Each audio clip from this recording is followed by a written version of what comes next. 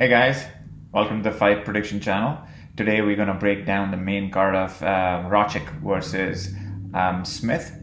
First fight on the main card, Ankalaev versus Cutelaba. Ankalaev is a big light heavyweight, 6'3", 75-inch reach. And he fights in the southpaw stance primarily, but he's comfortable with switching the stances. He throws really precise strikes and sets a powerful left kick. He has a great low kick and mixes them with high kicks. He also has a front kick that knocked out Lujimbula. That was a fight that you might want to see. It's a knockout of the season. Ankalaev likes to trap you close to the cage, and then he starts feinting excessively, and he waits for the opponent to make a hasty attack so that he can counter. It also gives him a precursor as to how the opponent is going to react to a particular strike. He has very good conditioning, and he has shown good recoverability as well. He also has the ability to control his opponent in the clinch against the cage, and that can help Ankalaev to tire Cutelaba's arms and try to take some of the power away early in the first. He has really good takedowns against the cage, and he's displayed it against a decorated judoka in Lujimbula. He has a very solid ground and pound game with slicing elbows and solid punches to head and body, and we saw that again in that Lujimbula fight. We saw that in Paul Craig fight before he got submitted in that one. Now coming to Cutelaba. Cutelaba is a powerhouse in the light heavyweight division. He fights in the orthodox stance, but he switches constantly, and he looks to attack recklessly right from the start. He is very quick striker who has developed very effective kicks. He throws devastating hooks and big knees to hurt his opponents. Everything he does is with full power. Now, the downside of utilizing full power in every strike is compromised conditioning. And Cutelaba has slowed down in every fight that has gone past one and a half rounds. The fights that come to mind are Glover Teixeira, Jared Cannonier, and so on. He has a simple game plan. Rattle the opponent during the weigh-ins and during the beginning of the fight to egg the opponent on so they lose their calm and get into a firefight or slobber knocker, giving him the opportunity to land shots. He throws a devastating back fist as well. He used in flooring a Glover Teixeira. And Ankalaev needs to be extremely careful that if and when he hurts Cutelaba, he doesn't just follow up. He should remain cautious and keep attacking from a distance.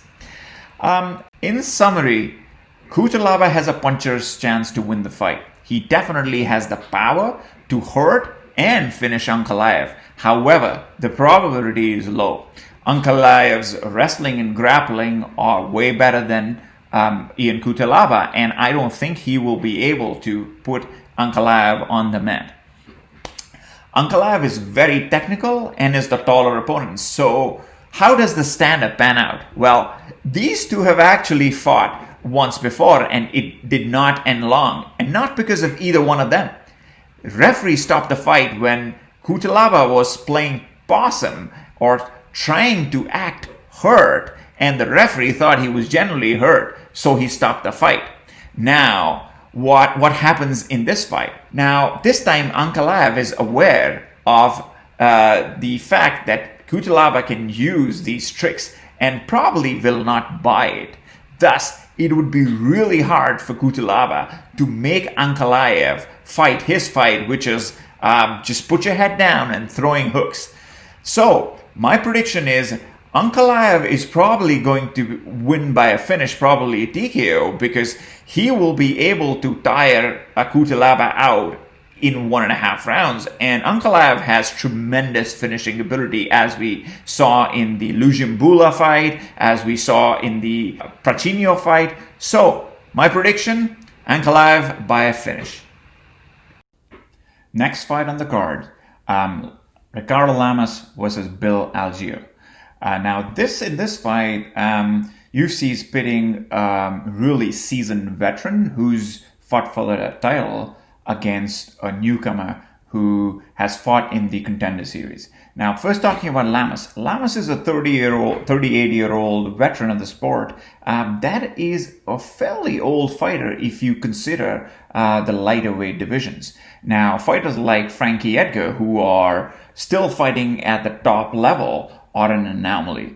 Lamas has lost 3 out of his 4 fights and is on a skid. In the last fight, he was brutally knocked out by Calvin Kattar. Lamas has taken more than a year off after this loss, which is more desirable after getting knocked out. Lamas does not throw a lot of volume. Over his storied career across UFC and WEC, he lands about 2.88 strikes per minute with a 45% accuracy. Lamas usually thwarts his opponent's forward pressure using leg kicks and threatening with takedowns. And I think this fight provides him with the perfect opportunity against a tall and rangy fighter that he can utilize these 2 weapons. Once Lamas has his opponent hurt, he either goes for a submission or throws crazy hooks to finish the fight off. He can be threatening both on feet and on the ground. Lamas also uses a really tight guillotine as takedown defense. However, guillotine is his favorite finishing move, and sometimes he's tried way too hard, and it probably costed him his fight against Mirsad Bektic through split decision. Now, talking about Bull Algier, who's making his UFC debut on a week's notice, is a very tall guy for the weight class at 6 foot. He lost his Contender Series fight by decision, but it was a really fun fight. He's a pressure fighter who throws a lot of volume, backs the opponent to the cage to hurt them, and then take them to the ground. He throws good jabs, but lacks the firepower in his punches. His most effective strike is the step-in knee that can knock Lamas out if he shoots the takedown without setting it up. He conceded at least 3 fairly easy takedowns to Scott Heckman in a couple of fights ago, and he was also taken down by Loughlin in the Contender Series fight that he had. So something that Ricardo Lamas will look at. He got stung by a bunch of leg kicks in the Contender Series fights, and Lamas would probably capitalize on it. He likes to secure headlock takedowns, but they're extremely risky when you try them against high-level jiu-jitsu guys such as Lamas, and they can quickly take your back and put the hooks in. So, in summary, Algier is making this debut against a very crafty veteran whose best years are probably past him. However, I feel Lamas has the leg kicks and takedown game to take away Algier's movement and his range, and will repeatedly pin him to the ground, at least for the first 2 rounds. Lamas has to be wary of Algier's knees and kicks at the time of takedowns really well. I see this fight as a decision or a late finish for Ricardo Lamas. The next one. The next fight is between Alexa Grasso and Yonkin.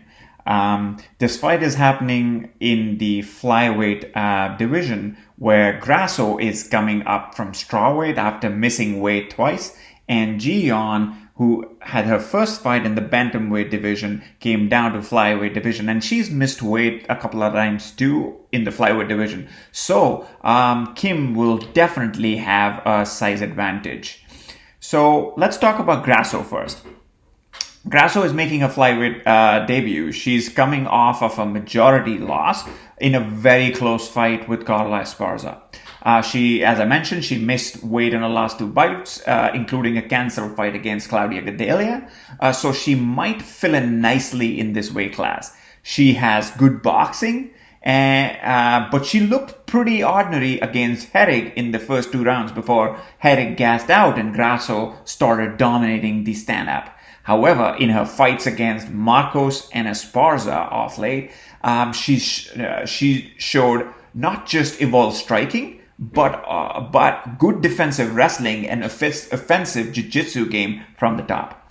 Grasso will, however, have a fairly significant speed advantage and is expected to stay out of range, hit Kim with 1 and 2, and then get out of the pocket and mix it with well-timed takedowns to take her to ground, which is a huge hole in Kim's game, and Grasso might want to take the path of least resistance. Grasso needs to be careful of not engaging in a firefight because Kim packs a punch. Now, going to Kim. She's a really strong girl who fights in the orthodox stance. She throws a medium punch count with jabs and hooks with a lot of power. She's not afraid to bite down on a mouthpiece and get into a firefight. She throws a sneaky uppercut as well. However, she does not move her head a lot and is prone to taking shots, even though her light footwork is what that keeps her from taking more damage. She parries shots well, less so when she is tired.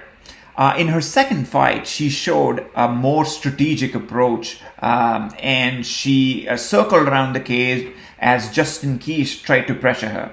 Kim baited her and attacked with 1-2 as Keesh tried to close the distance on her. As soon as the opponent gets in the pocket, Kim does not hesitate to trade with them. She believes in her power, and that can be a detriment to her as she does not throw enough sometimes.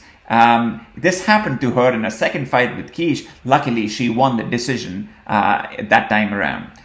With an opponent like Alexa Grasso, who is a point fighter and throws a high volume, and gets in and out of pocket, Kim's output is expected to be low until she pressures Grasso heavily. Kim put her foot on the accelerator in the third round with Kish and started chasing her recklessly. Now, in the summary of this fight, Alexa Grasso has script striking but had problems with top-notch wrestlers. However, she has shown big improvements in her wrestling, and her jiu-jitsu is catching up to her striking. She will definitely be the faster fighter moving up to the flyweight division, where she wouldn't have to worry about missing weight. Kim is primarily a boxer who has rudimentary ground skills. She hits hard, but she isn't especially fast. She is durable and hard to finish. Grasso can take the point fighting route or the wrestling route to get this victory, and probably mix the two for better results. Most probable outcome for this fight is Grasso by decision. Okay, now the co-main event, and I've been waiting for a Robbie Lawler fight for a while. So this fight is between Neil Magny and Robbie Lawler. Let's talk about Lawler first. Lawler is coming into this fight with about 3 weeks' notice after Jeff Neal pulled out of the Neil Magny fight. He's on a 3-fight skid, 2 of them being dominating unanimous decision losses to RDA and Colby Covington, and a controversial loss to Askren. In the first 2 fights, his mobility was severely compromised after consuming a bunch of leg kicks and just not finding enough chances to explode. It is often the case when one faces a pressure fighter, and unfortunately for Robbie, Magny is as good a pressure fighter as anyone. Even though Robbie has displayed good energy management, this fight being 3 rounds work in his favor as Magny has a really stellar cardio. Robbie's last 3-round fight was with Cerrone, and he won that, even though it was a fairly close one. Lawler has a short training camp, and that could be one of the crucial factors in deciding how the fight goes and how fast he presses action in the first. Robbie came out guns blazing against Cerrone and then took a breather in the second round and then pressured Cerrone in the third again. This seems to be his game plan for his 3-round fights. Try to take out the opponent early through crazy first-round aggression, then take the second round off to get the power by high again, and then come out guns blazing again in the third. In the Askren fight, Robbie showed strength and power, but the way the fight ended was kind of a letdown, and I personally think it was an early stoppage. And Ponzinibbio laid out a game plan to beat Magny. Keep the pressure on him, keep him close to the cage, constantly attack his legs, and pepper him with punches, although this is easier said than done. Another point encouraging for Robbie is that Anthony Rocco Martin was able to control Neil Magny in the clinch for a fair bit in their fight. A bunch of media judges scored the fight for Martin, so Robbie could utilize that in his game plan as well. Now, coming to Neil Magny. He's a really tall guy for this division, 6'3" with 80 inches reach, and has one of the best cardios in the division. Magny was attacking Carlos every time when he threw kicks, primarily with takedown threats, and he might do the same when Robbie decides to throw kicks. Magny tries to keep you at the end of his punches, and jabs are his favorite weapons to accomplish that. He also likes to utilize clinch on his opponent, though it might be harder for him to do it against Robbie due to his sideways southpaw stance. Robbie might also have strength advantage over Magny to just power out of it. Magny's reach also comes in handy when he tries to complete body lock takedowns, as it's easier to grab their opponent. Magny pressures a lot and changes stances. As he does that, and it might give Robbie a lot of problems when he's trying to counter, because when you change stances, your counter shots go out of the window. However, Magny is the most vulnerable around the cage, and Robbie should look to take advantage of that situation. Now, summarizing, this is pretty much Magny's fight to lose, but he needs to be focused for the full 15 minutes to ensure that he doesn't get caught. Even though he has a really good chin, but he should not be relying on that. Coming to Robbie, his best path of victory is either knocking Magny out early or just coming out guns blazing in the first round, take the second round off, and then keep the pressure high on Magny in the first and the third, as he did in the Cerrone fight to win a decision. Now, my prediction. I see Magny taking this by decision with a slim chance of Robbie by stoppage. It's a little tricky because Robbie can always come back, and that's why I'd like to hedge my bets for this one. Ooh, and now the main event. This is between Rochek, Alexander Rakic versus Anthony Smith. And both of these guys are very similar in their builds. So Rakic is 6'4", 78 in reach, who increases his reach by throwing a lot of leg kicks. He has an extremely high fight IQ and mixes takedowns and punches really well. He tries to take advantage in the scrambles and will definitely attack you on the breaks. He has really good cardio and can definitely last 3 rounds. His mobility was slightly compromised in his last fight with Volkan Oezdemir, and that was probably due to a lot of leg kicks that he absorbed. Rakic is really fast for a light heavyweight and throws fast combinations, cuts angles, and then gets back to combinations. If you saw the fight with Justin Ledet, you could have noticed the speed differential that both of them had. He's also got thunderous leg kicks, and the stance of the opponent doesn't really matter because he would throw inside and outside leg kicks.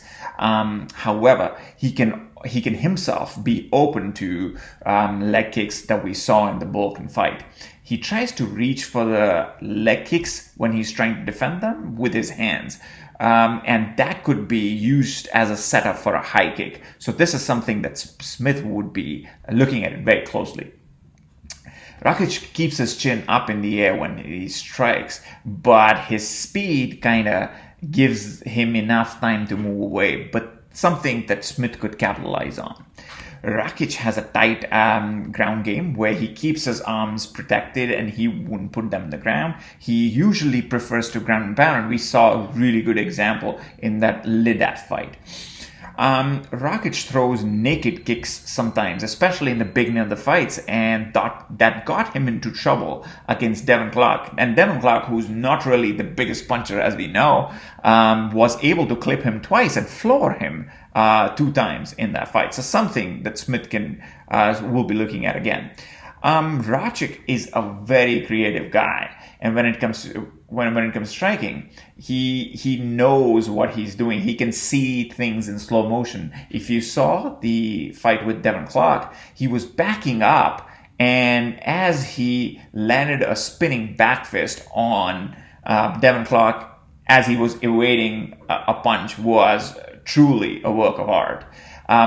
If you saw the kick that he landed on Jimmy Manuwa, and we'll be talking about it later, the kind of setup that he had, you know that this guy is something special when it comes to striking.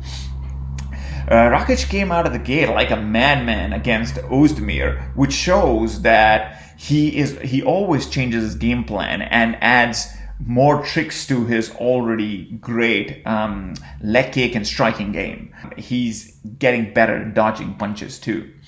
Rakic has a really sneaky long uppercut hook, which he throws like a shovel hook, and that he not only uses as a tool to hurt his opponent, but he also uses as a setup for a front leg high kick, and he used that to knock out Jimmy Manuwa. If you haven't seen that knockout, please go see it. It'd probably be one of your favorite knockouts. Again, as I said, Rakic's games is evolving, and his timing with takedowns and the method he deploys to get those takedowns is constantly changing. So I feel Rakic is a very, very good prospect, and he has the potential to be the champion, especially now that John Jones has left the light heavyweight division.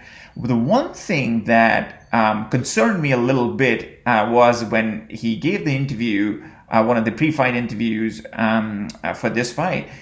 He said that he would like to create a spectacle like he did with Jimmy Manuwa, and that's something that worries me because Anthony Smith has been a veteran, and he's outlasted 3 of his 5 opponents in 5-round fights. So to have that kind of game plan coming into the fight is something that I'd be wary of.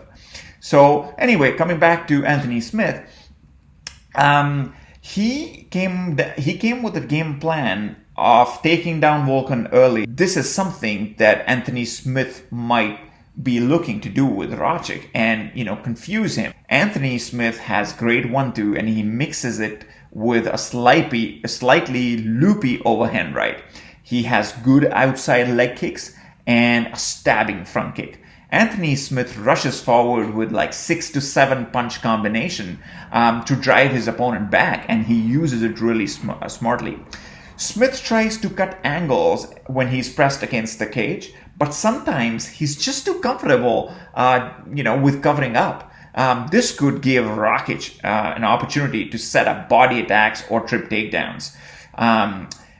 Anthony Smith had really good elbows and knees, and if you haven't seen the fights with Rashad Evans and Shogun Rua, please go watch it. Smith steps heavy on his front leg and is a good candidate for a front low kick. And Alexander Rochek has a really nice low kick.